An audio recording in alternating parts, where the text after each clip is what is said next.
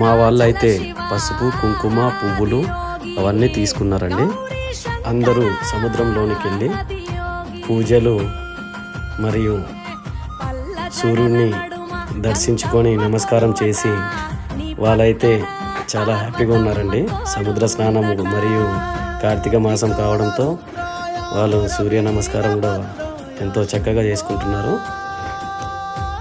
మేమైతే సముద్ర స్నానం చేసి మా వాళ్ళు దీపాలు వెలిగించారండి. చూడండి ఒకసారి దీపాలు ఎంత చక్కగా అలంకరించి ఎంత చక్కగా వెలిగించారో. ఈరోజైతే చాలా బాగుందండి. మాకు పూజలు చేసి సముద్ర స్నానం చేసి ఇంత చక్కగా దీపాలు వెలిగించుకొని మాకైతే ఈరోజు చాలా హ్యాపీగా ఉందండి సముద్ర స్నానానికి వచ్చినందుకు. మళ్ళీ నెక్స్ట్ వీడియోలో కలుసుకుందామండి. అంతవరకు మీరు నా ఛానల్ని సబ్స్క్రైబ్ చేయండి.